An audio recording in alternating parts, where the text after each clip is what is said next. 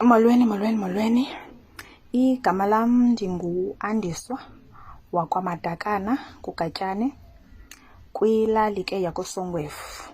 Ilali yam ke imelene nelo waGwatyu. Ndiza apha ndisentlungwini, ndiza ndinesicelo enginaso.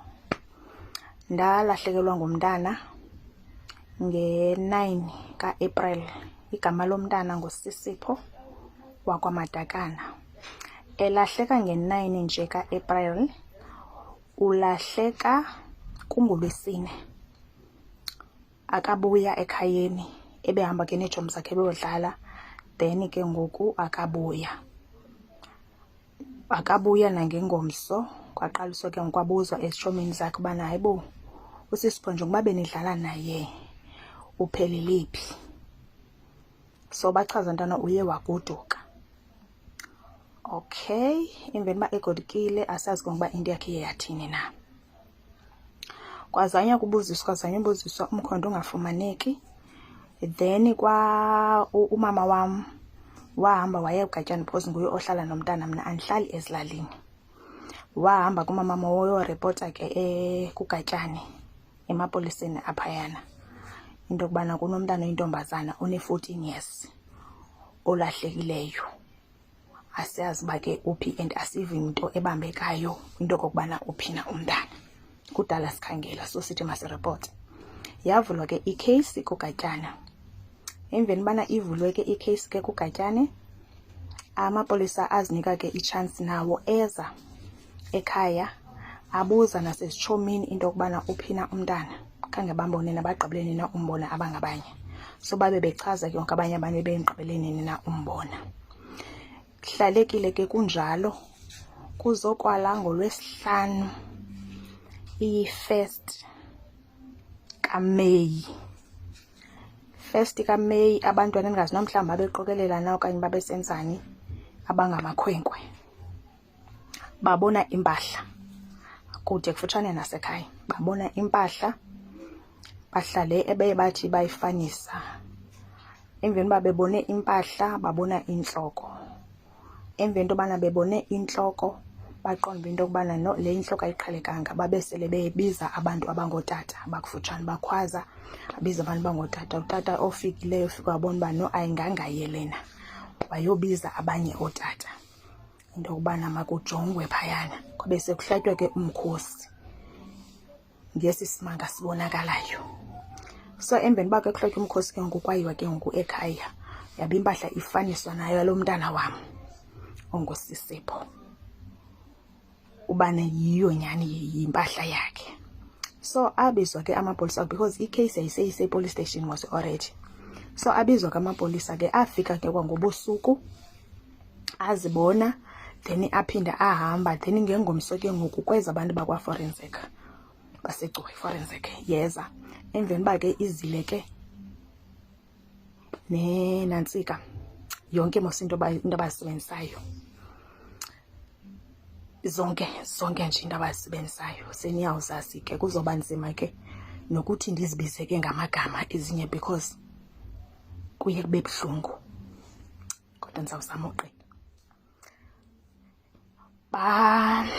Kwakhangelwa ke, yayazi uba kukhangelwa ngantoni ke. Kwakhangelwa, so ezo zinto babekhangela ngazo ke izinja zawuveza kumkhondo weziba ezinye izinto ziphi na. Kwafika kwafumaniseka uba nantsi ingqushu yenwele, iinwele zezomntanam, nezinye ke izinto zakhe ezafumanekayo. Akusafumaneki ke mzimba, sekufumaneka iipati zakhe, sekufumaneka izinqa neembambo nalaa ntloko. Intloko ke ayisazi, azisenanyama ke ezo zinto sithetha ngazo. So bazithatha ke bahamba nazo. Ekubeni uba ke behambe nazo ezo zinto ezo, ndabe sele ndibuya nam ngokukhawuleza for uba ndiyokwazi ukwenza i-DNA. Ukwenza kwam ke ngoku i-DNA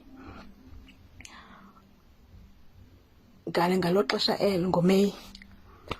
Ndalinda ke oko ke ndilindile ithuba elide, waphela unyaka oko ndilindile results ze-DNA zingade ziza.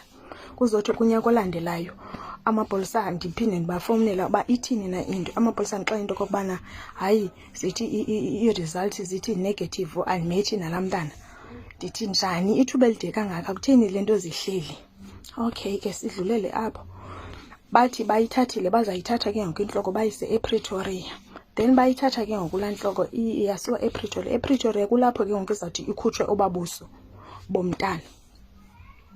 Embeli tobana ke ngoku iye phayini ePretoria, oko ke ngoku kwakuthe cwaka. Le nto yenzeke ngo-2020 uqala kwe-COVID till ngoku.